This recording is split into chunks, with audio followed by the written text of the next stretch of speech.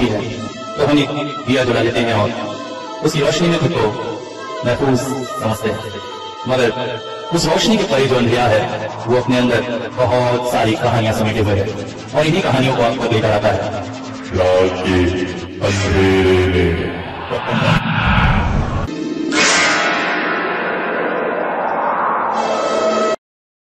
Hello, नमस्कार, आदाब, सत श्री अकाल दोस्तों, स्वागत आप सभी का। और बहुत बहुत शुक्रिया एक बार फिर से मेरे लाइव को इतना पसंद करने के लिए।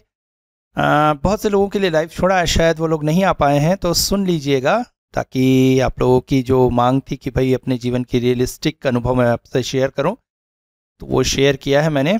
और आज होने जा रहा है एक अलग सा प्रयोग। हॉरर स्टोरीज तो आपने बहुत सुनी होगी, मगर वो सारी सीरियस होती हैं। आज पहली बार कॉमेडी हॉरर स्टोरी। आशा करता हूँ ये आपको हंसाएगी भी और डराएगी भी। आज की कहानी कुछ साल पुरानी है। कुछ साल क्या, 101 साल तो हुए होंगे। ये वो समय था जब अंग्रेज भारत में आए हुए थे। धीरे धीरे वे पूरे भारत को अपने कब्जे में ले रहे थे। उन्हें ईसाई धर्म का प्रचार करना था और उसके साथ साथ भारतीय भाषाओं को सीखना था। ऐसी ही एक भारतीय गांव की कहानी। हुजूर, आजकल जो कीमतें बढ़ रही हैं उसमें रबड़ी के दाम तो बढ़ने ही हैं। फिर ये अंग्रेज सरकार के होने का क्या लाभ है? हर तरफ महंगाई बढ़ती जा रही है। क्या कर सकते हैं? दे दे 1 सेर के करीब। तेरी भाभी को इच्छा हो रही है। भाभी ओ आप ऐसे ले जाओ बाबू। पिछले बार लेकर गए थे, उनको पसंद नहीं आया था। बाप रे, क्या महाभारत युद्ध रचा दिया था उन्होंने। आप ऐसे ले जाओ, ऐसे ले जाओ। मगर पंडित हरिहर ऐसे इंसान न थे। किसी भी तरह से उन्होंने दुकानदार को पैसे पकड़ाए और रबड़ी की हांडियां लेकर घर की तरफ चल पड़े। पंडित हरिहर कोई 30-31 साल के युवक हैं, मगर चेहरे से देखने से उनकी परिस्थिति बहुत करुण लगती है। शरीर दुबला पतला, बाल बहुत से झड़ गए हैं, आंखों के नीचे कालिक जम गई है और चेहरा देखने से ऐसा लगता है जैसे सारी दुनिया का दुख उन्हीं के जीवन में है। छत्तीसगढ़ के आंतरिक इलाके में ये एक साधारण सा गांव है, जहां कुछ ब्राह्मण, कायस्थ, किसान और इसी जाति के दूसरे लोग रहते हैं। यहीं पास से बहती है अरपा नदी। नदी के आसपास जंगल है और इन्हीं जंगलों में फैले हुए हैं महुआ के पेड़, जहां हजारों हजार भौरे मंडराते रहते हैं। और इसी वजह से यहां आसपास भालुओं का बहुत आतंक है। महुए के पकने से उसकी खुशबू से पागल होकर भालू गांव के आसपास घूमते देखे जाते हैं। गांव जमींदार के अधीन है और शांत गांव होने की वजह से अच्छे लड़के की तरह उपेक्षित है। साल में एक बार जमींदार का प्यादा और मुनीम लगान अदा करने के लिए यहां आते हैं। उसके बाद गांव के लोग आपस में मिलजुल कर शांतिपूर्वक ही रहते हैं। शांतिपूर्वक? मगर क्या हर गांव में हर व्यक्ति शांतिपूर्वक रह सकता है? पंडित हरिहर का विवाह हुआ है पासी के गांव रतनपुर के महेंद्र सिंह की बेटी से। अलौकिक सुंदरी, देखने से ऐसा लगता है जैसे मां दुर्गा का प्रतिरूप। ताम्रवर्ण चेहरा जैसे पान के पत्ते की आकृति में ढला हुआ, तोते की तरह नुकीली नाक।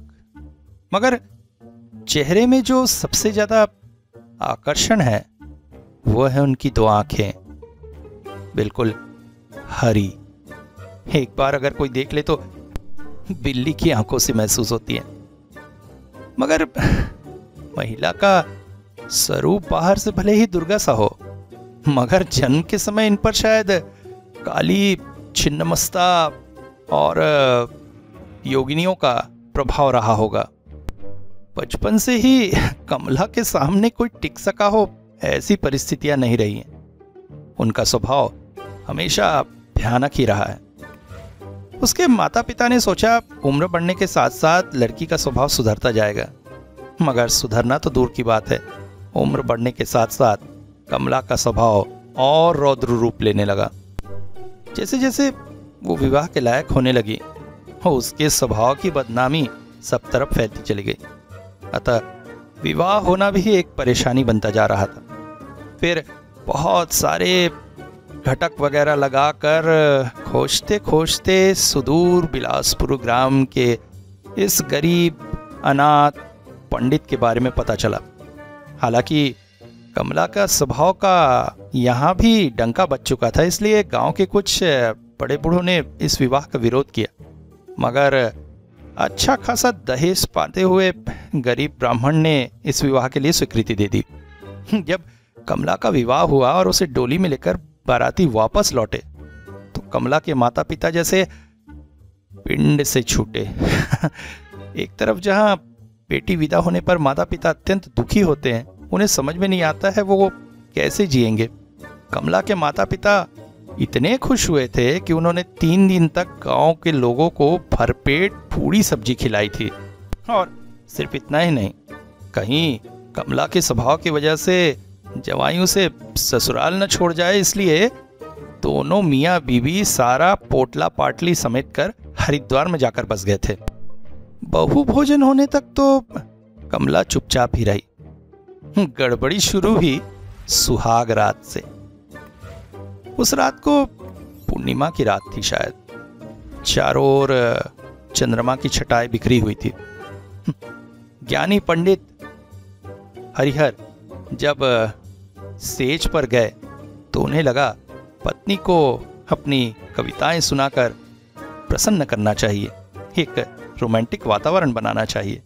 सो उच्च स्वर में वो कहने लगे, तुम मेरे हृदय की मोहिनी हो, तुमने मेरा हृदय चुरा लिया है, अब ये हृदय तुम्हारे पास है, मेरा प्यार प्यासा है तुम्हारे रूप का। मगर दूसरी लड़कियों की तरह प्रसन्न होने के बजाय कमला जैसे झंझा उठी। ये क्या शुरू किए हो, ये सब पकड़ पकड़ है?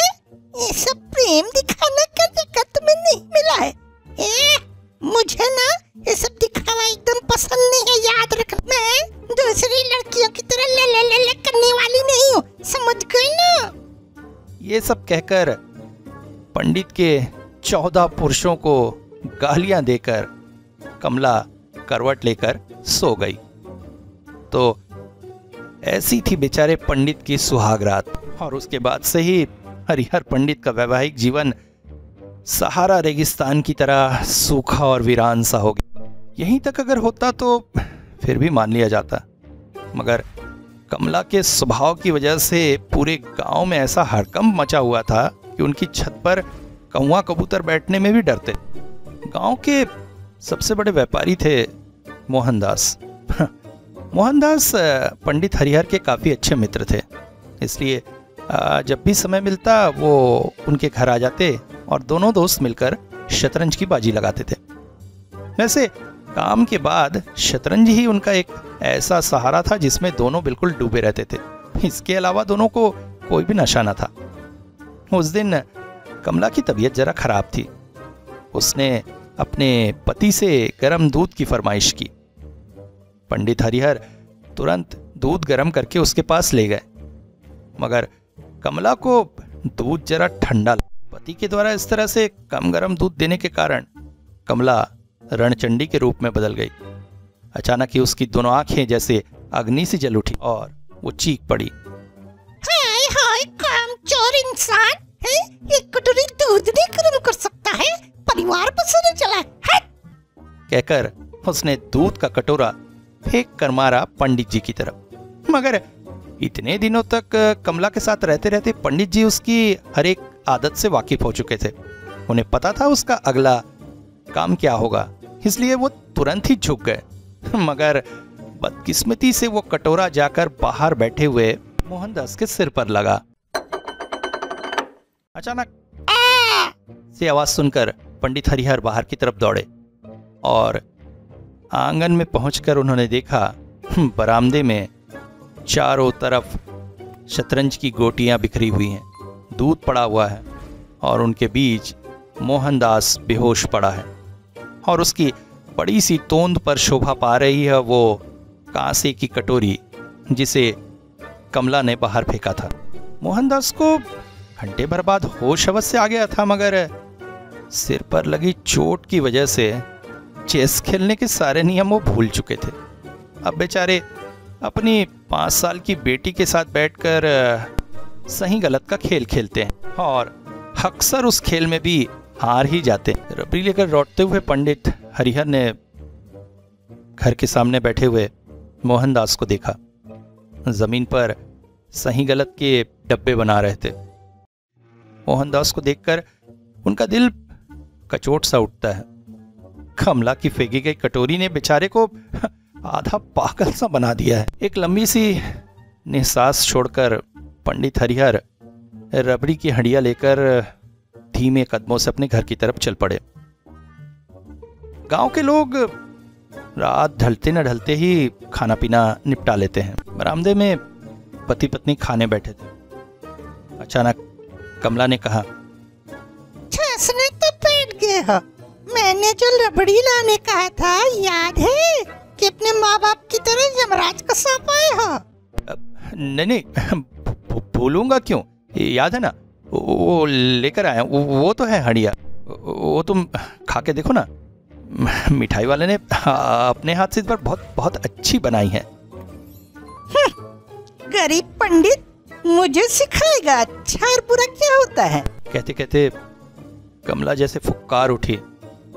तुम्हारे 14 पुरुष में भी किसी ने रबड़ी खाई है? हैं? रबड़ी तो होती थी मेरे पिता के गांव में। आहा, रबड़ी थोड़ी थी, स्वर्गलोक के बादल थे। आहा, क्या स्वाद था उसका, आज तक मुंह में लगा हुआ है। और ये गरीब पंडित आया है पानी मिले दूध की रबड़ी लेके प्यार जताने। झाड़ू फिराते हुए ऐसी रबड़ी पर। अरे तुम एक बार खा कर तो देखो, तुम्हें बुरा नहीं लगेगा। बुरा नहीं लगेगा। पिछली बार तो लाए थे, उससे खाकर तो जाकर उस मिठाई वाली की दुकान में उसकी 14 पुश्तों की जो मैंने पखिया उड़ाड़ी थी, उसके बाद से वो डरता है मुझसे। पतले शक्कर का पानी बेचकर कहते हैं रबड़ी।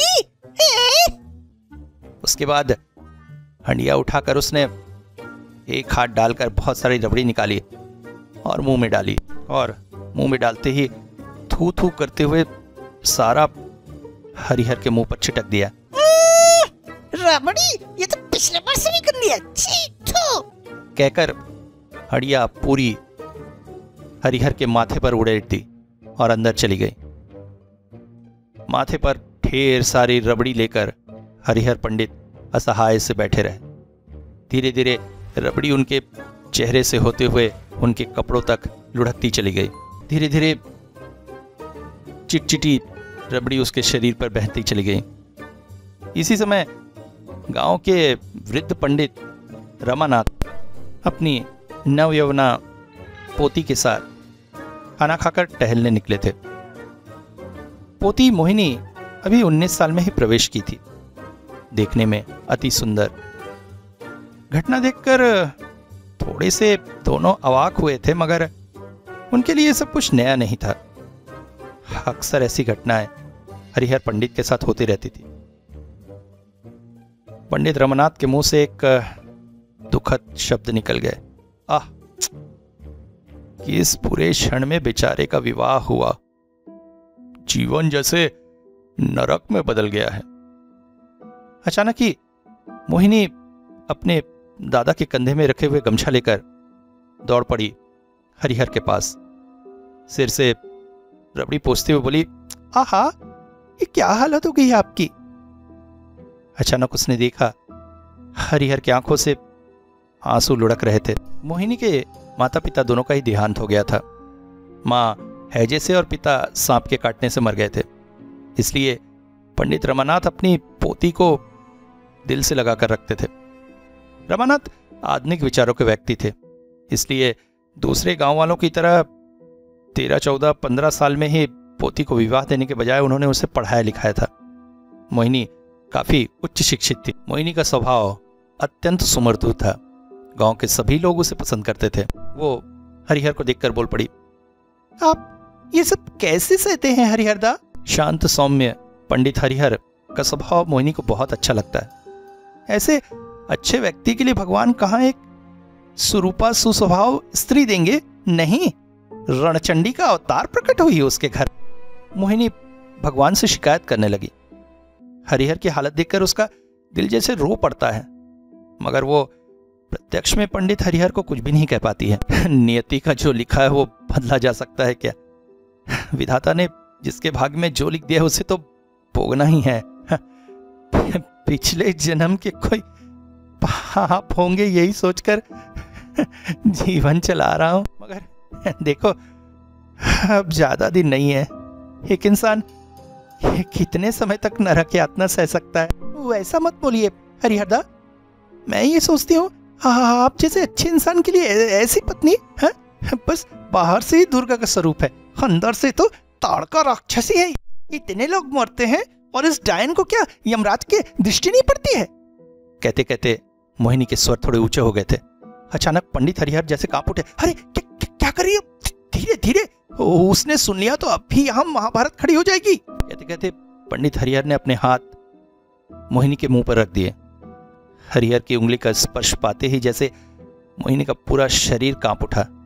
उसने आगे बात न बढ़ाकर दौड़कर अपने दादा के पीछे जाकर खड़ी हो गई और फिर उनका हाथ पकड़कर चल पड़ी। जाते जाते एक बार उसने मुड़कर देखा। पंडित हरिहर प्यार भरी नजरों से उसे जाते हुए देख रहे थे। शहर से एक पादरी आए थे जमींदार से मिलने। अंग्रेज साहब लोगों को स्थानीय भाषा सीखने का शौक चढ़ा है, जिससे शासन करने में आसानी होगी। अतः छत्तीसगढ़ी भाषा के पंडितों को खोजते हुए वो यहाँ आए थे। बहुत से बड़े बड़े पंडितों को इकट्ठा किया गया है, यहाँ से भी कुछ लोगों को ले जाना है। इसके साथ ही साहब लोगों को संस्कृत पढ़ने का भी शौक चढ़ा है। ऐसे संस्कृत के विद्वानों को खोजा जा रहा है जो साहबों को वेद, पुराण, उपनिषद आदि सिखा सके। उसे संस्कृत सीखकर साहब लोग पढ़कर इन्हें इंग्लिश में ट्रांसलेट करेंगे। इसी के चलते गांव के पंडित रमाकांत की भी नाम की उद्घोषणा हुई थी और उसी के विषय में बात करने पादरी साहब जमींदार के पास आए थे और वहां से पहुंचे बिलासपुर गांव, ताकि पंडित रमाकांत को पटाकर शहर ले जाया जा सके। उसी के चलते गांव में जैसे मेला सा लग गया। गांव के मुखिया उमानाथ के चचेरे भाई का मौसेरा साला साहब लोगों का बहुत करीबी है। साहब लोगों के बहुत सारे काम कर देता है, साथ साथ जूता पॉलिश वगैरह कर दे, इतना करीबी है। साहब लोगों के साथ रहते रहते उसने बहुत सी इंग्लिश सीखी है। यू, बास्टर्ड, इडियट, रास्कल जैसे शब्दों का उल्लेख करता रहता है। गाँव आने पर मुखिया साहब उससे बहुत सी अंग्रेजी के शब्द और हिंदी में लिख लेते हैं, ताकि बाद में उपयोग करके लोगों पर अपना रौब झाड़ सके। पादरी साहब के आने की बात सुनकर तो मुखिया जी अत्यंत खुश हो गए। गांव के कुछ लोगों को इकट्ठा करके घोड़ा गाड़ी से उतर रहे पादरी के पास पहुंचे और उनके गले में माला पहनाकर वेलकम साहब, माई उमानाथ, इन इंग्लिश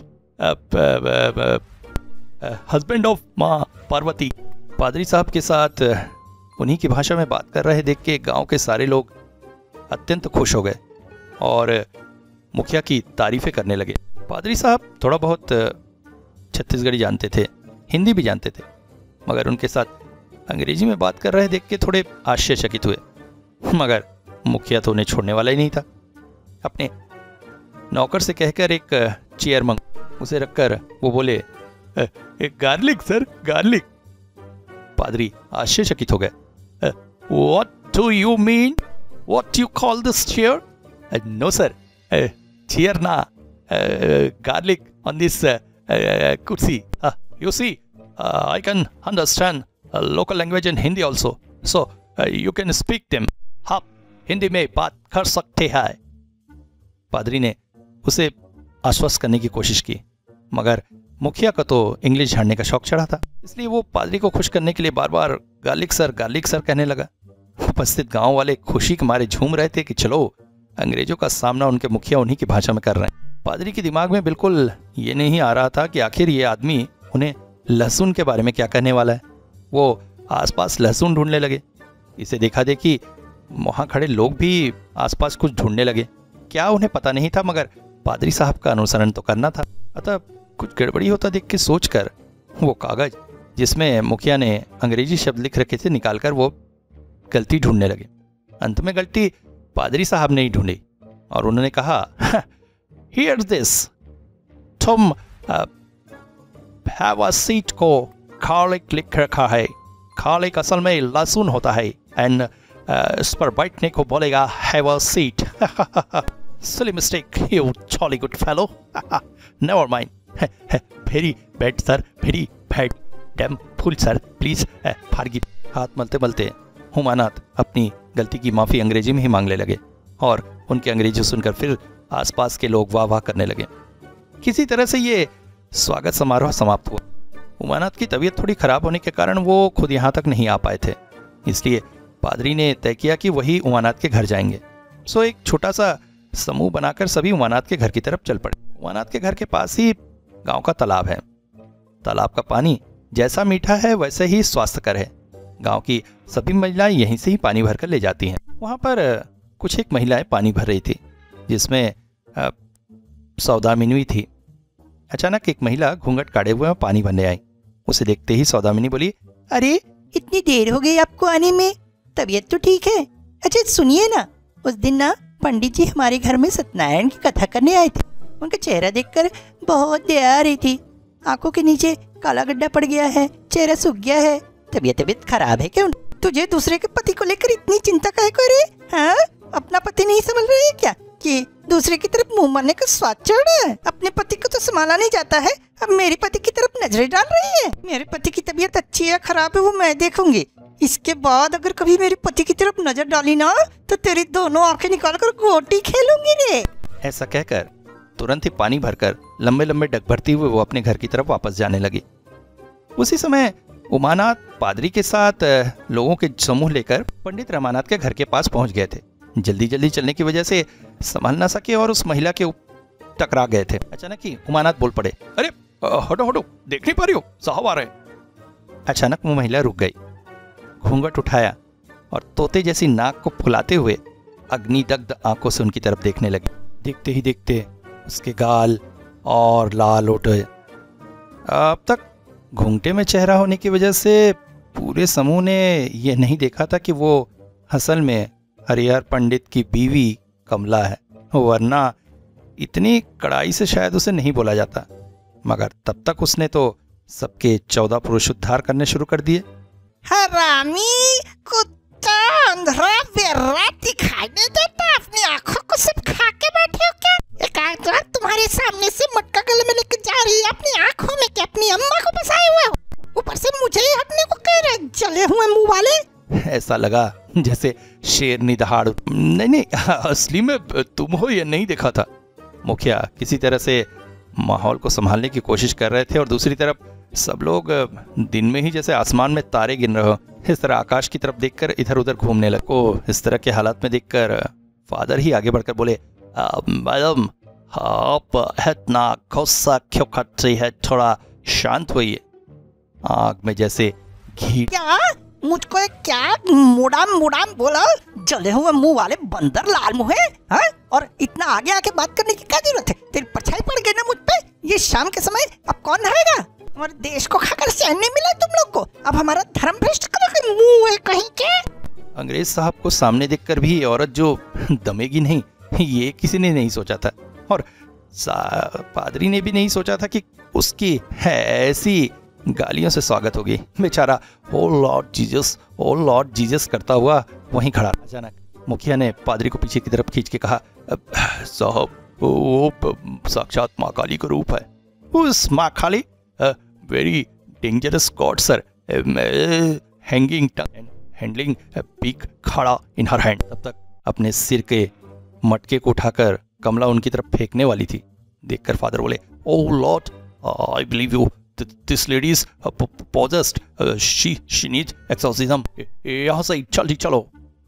सभी लोग वहां से जल्दी जल्दी खिसक गए। रमानाथ की तबीयत खराब सुनकर हरिहर भी उन्हें देखने के लिए उन्हीं के घर पे आए हुए थे। शोर सुनकर वो दोनों बाहर निकले, पीछे पीछे मोहिनी भी। सब कुछ सुनकर हरिहर बहुत अधिक शर्मिंदा हुए। सुनने में आया था उसके अगले हफ्ते ही पादरी जहाज में बैठकर इंग्लैंड चले गए। घर पहुंचकर हरिहर ने देखा पत्नी खाना खाने का उपक्रम कर रही है और सामान सजा रही है। हाथ मुंह धोकर चुपचाप बरामदे में वो बैठ गए।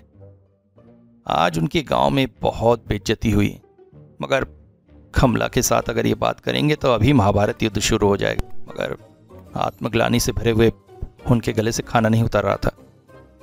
टेढ़ी नजरों से पत्नी की तरफ देखा तो वो आराम से मछली की मुंडी चबा रही थी, मगर रह न सके तो गला साफ करके बोले,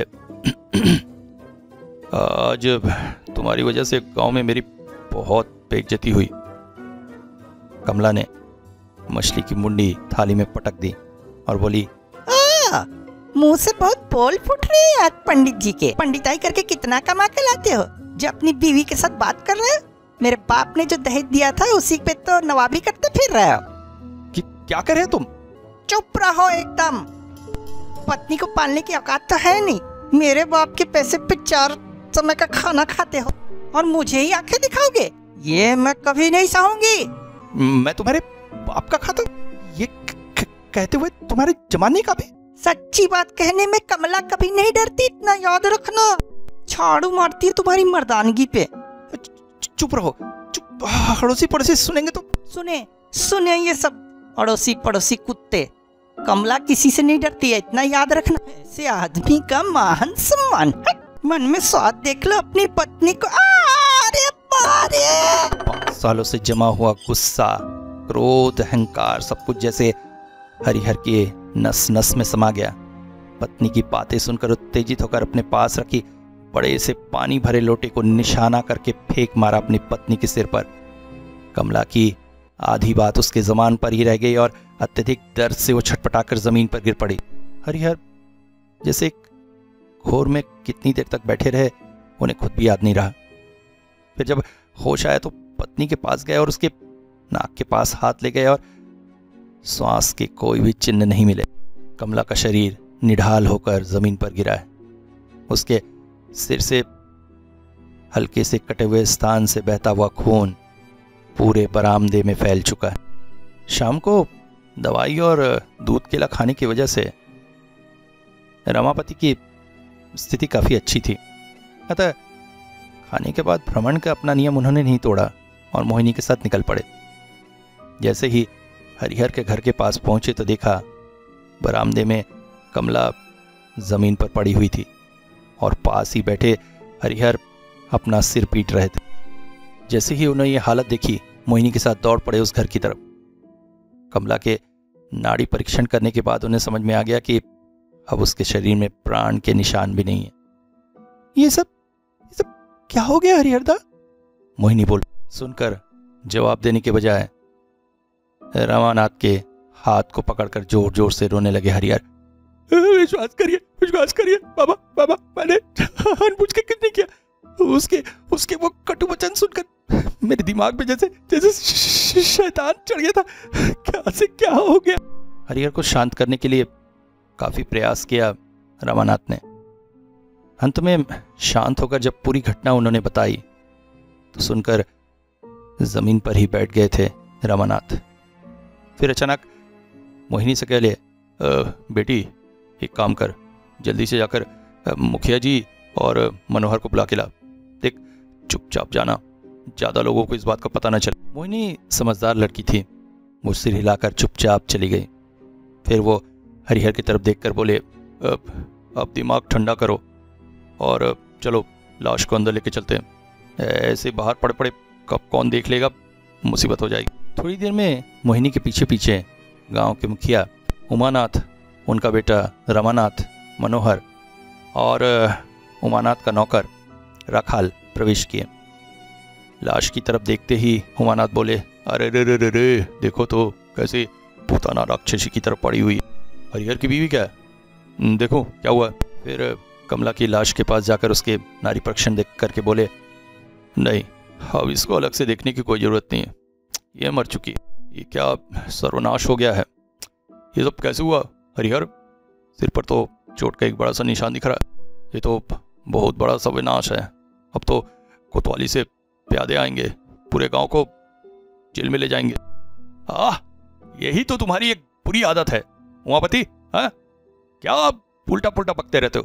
पहले पूरी बात सुनो, फिर सब मिलकर सोच विचार कर एक निश्चय लेंगे। जाओ दरवाजा बंद करो। दरवाजा बंद कराकर रमापति ने सबको सारी बातें खुलकर बताई। हरिहर सबकी तरफ बस देखता रहा, फिर अचानक फिर बोल पड़ा, अंततः पत्नी हत्या का जिम्मेदार हुआ मैं। हाय हाय, नरक में जगह मिलेगी मुझे। ये क्या हो गया मेरे हाथ से। सारी बातें सुनकर मुखिया उमानाथ अंग्रेजी में ही बोल पड़े, वेरी गुड हरिहर, इतने दिनों में तुमने एक वर्क के जैसा वर्क किया है। क्या महिला थी, पूरे गांव की अर्थी उठा के रखी हुई थी। इसके डर से तुम्हारे घर की छत पर कबूतर तक नहीं बैठ पाते थे। शाबाश, वेरी गुड। बाकी लोग भी उमापति की बातों में सर मिलाते हुए हरिहर को वाहवाही देने लगे। हाँ, बहुत बढ़िया। पुरोहित की पत्नी तो नहीं, जैसे साक्षात चामुंडा। ऐसे अच्छे आदमी हरिहर के जीवन को नरक में बदल। अच्छी सजा मिली है कुतिया को, बहुत अच्छा किया हरिहर दा। एक आदमी कब तक ऐसे सह सकता है। सबकी बातें सुनकर रमानाथ बोल पड़े, हाँ ठीक है, सबकी बातें सुन ली, मगर अब कुछ करना होगा। ये बात इस चार दीवारी से बाहर न जाए, और इस लाश को भी कहीं ठिकाने लगाना होगा। जो होना था सो हो गया है। अब सब दिमाग लगा के कुछ ऐसा उपाय निकालो कि हरिहर पर कोई आंच ना आए, समझे। उमापति का नौकर राखाल हट्टा कट्टा इंसान था, पहलवानी का शौक रखता था। वो बोला, आप लोग चिंता ना करें मालिक लोग, थोड़ा रात गहराने दीजिए, मैं लाश को ले जाके नदी में डाल दूंगा, किसी को पता नहीं चलेगा। That is good. मछली वगैरह लाश खा जाएगी और निश्चिंत हो जाएंगे हम। गांव वालों को कह देना है कि कमला के माता पिता ने हरिद्वार से उसे बुलाया था, तो हरिहर ने अपने दूर के रिश्ते के शाले के साथ इसे वहीं भेज दिया। वो कैसे गई, कब आएगी, ये कोई पूछेगा नहीं। गांव वाले उसके यहाँ से जाने से निश्चिंत ही होंगे। फिर धीरे से कह देंगे वहीं सांप के काटने से कमला मर गई। इस तरह से ये बात दब जाएगी। बस एक बात, हरिहर के आंच नहीं आनी चाहिए। सब लोग उस समय सलाह परामर्श में व्यस्त थे। मोहिनी हरिहर का हाथ अपने हाथों में लिए वहीं बैठे रहे। रात जब गहराने लगी और गांव के कुत्ते बिल्ली भी सो गए, उस समय तब राखाल लाश को कंधे में लेकर निकल पड़ा। अगली सुबह गांव के लोगों को कह दिया गया कि कमला अपने माता पिता के पास गई है।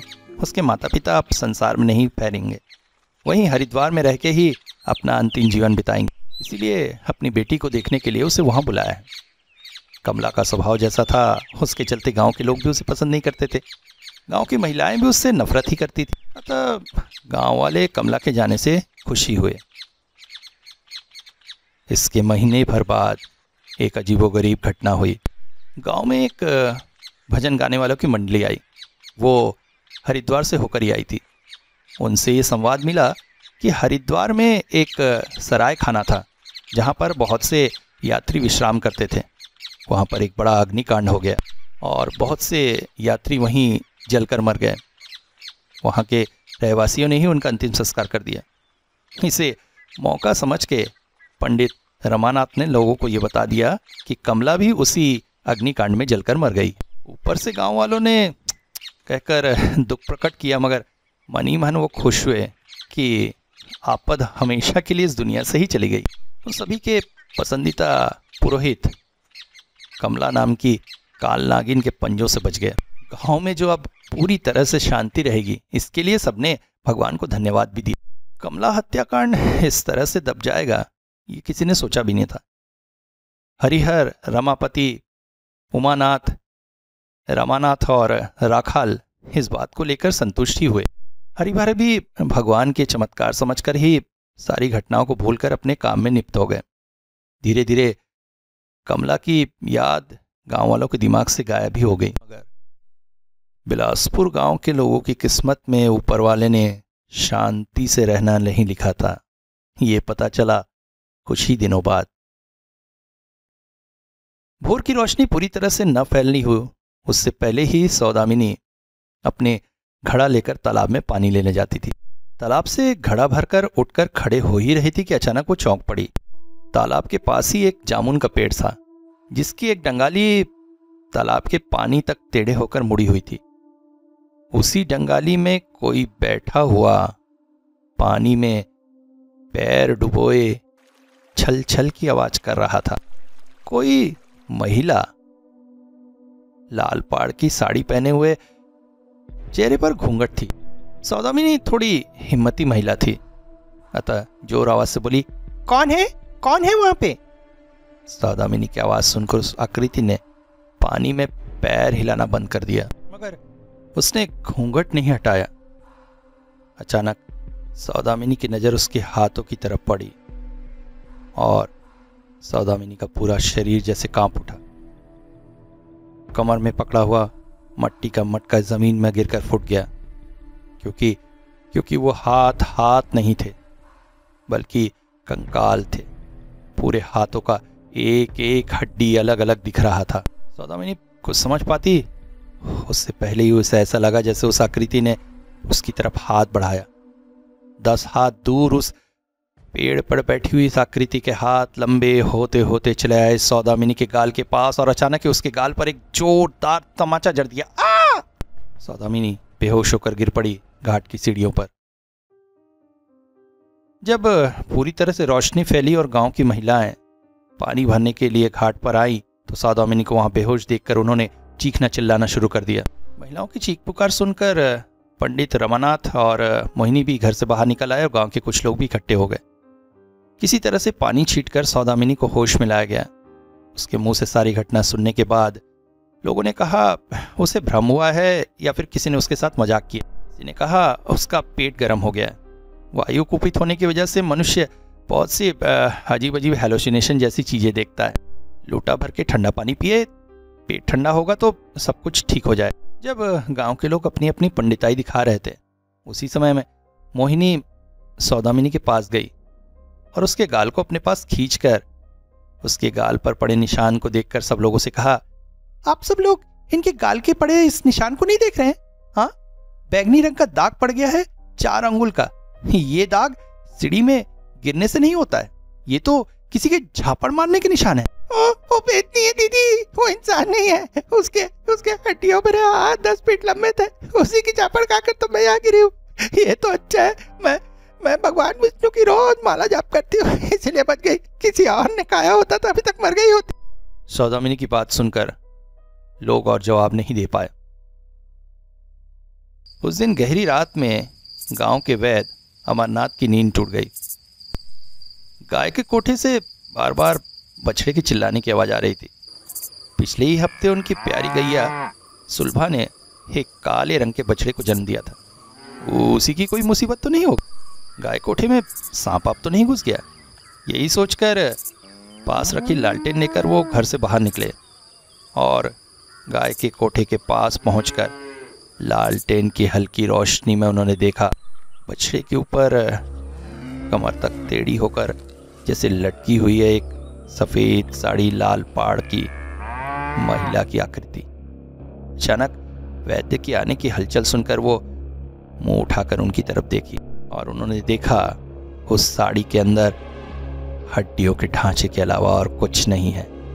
हालांकि घूंघट पूरा नहीं उठा था, मगर फिर भी उन्होंने देखा घूंघट के अंदर 2 आंख की तरह दहकती हुई आंखें। उन भयानक आंखों की तरफ ज्यादा देर तक नहीं देख पाए वैद्य।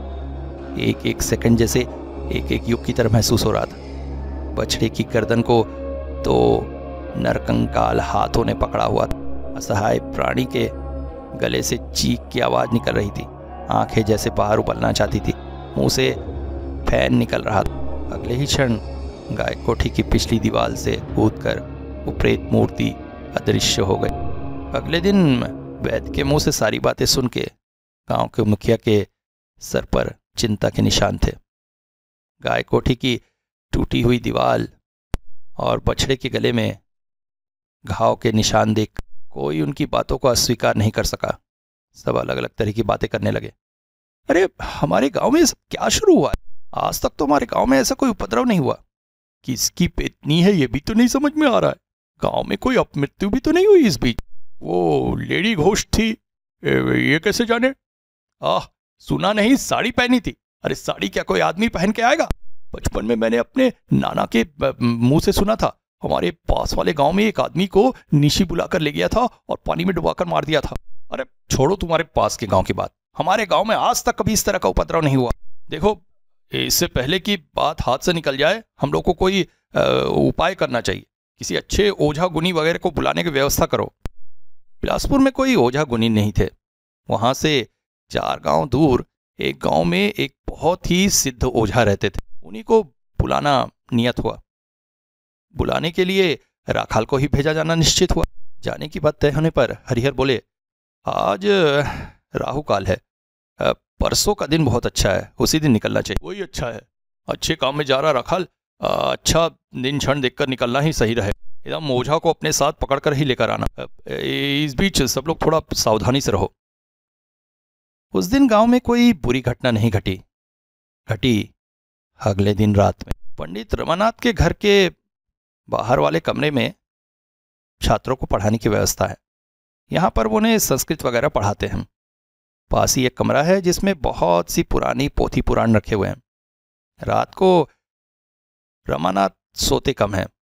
रात की निशब्दता में अध्ययन में उन्हें काफ़ी सहायता मिलती है और वो समय उन्हें बहुत पसंद आता है। उस रात को भी वही नियम था। बाहर झिंगुरों की आवाज़ थी। बीच बीच में कहीं पर से उल्लू बोल उठते थे तो कुत्ते भौंक उठते थे। ठंडी ठंडी हवा बहकर सभी पेड़ों के पत्तों की सरसराहट पैदा कर रही थी। एक बहुत ही मनोरम वातावरण में पंडित अध्ययन में व्यस्त। अचानक बहुत सा अजीब वातावरण लगने लगा। हल्की गर्मी भी लगने लगी। असहज होकर जब पंडित ने बाहर की तरफ देखा तो पाया कि कुछ देर पहले जो पेड़ के पत्ते नृत्य कर रहे थे, किसी अशुभ आशंका से जैसे थमकर चुपचाप खड़े हो गए। अचानक खपरे की छत पर अजीब सी आवाज पाकर पंडित चौंक पड़े। छत पर कोई चल रहा है। गांव में चोरी चकारी नहीं होती है कहना ही सही रहेगा, तो फिर क्या बड़ी बिल्ली या बनबिलाओ?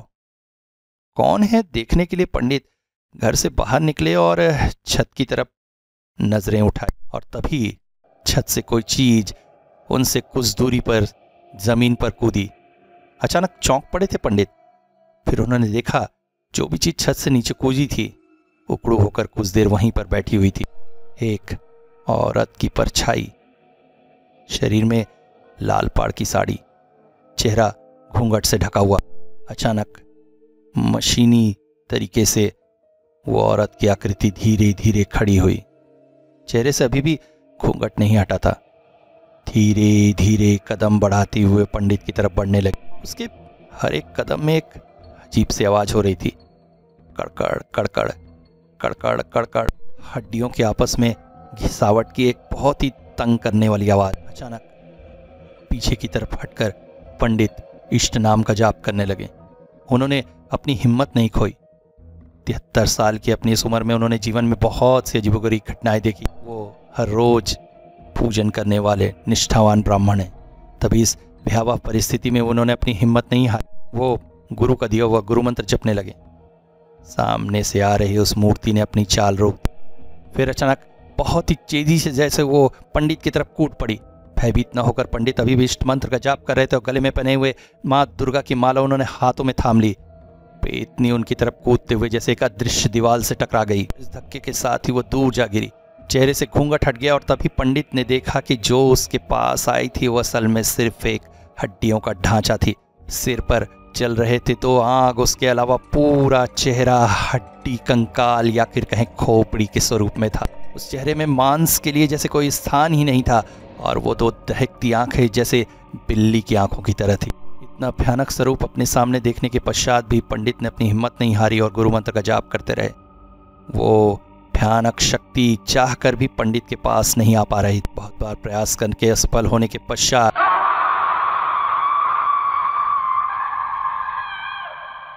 एक भयानक चित्कार करती हुई वहां से अदृश्य हो गई। उस भयानक चीख से मोहिनी की नींद टूट गई। वो दौड़कर बाहर आई और देखा उनके दादाजी गले में माँ दुर्गा की माला पकड़े गुरु मंत्र का जाप किए जा रहे हैं।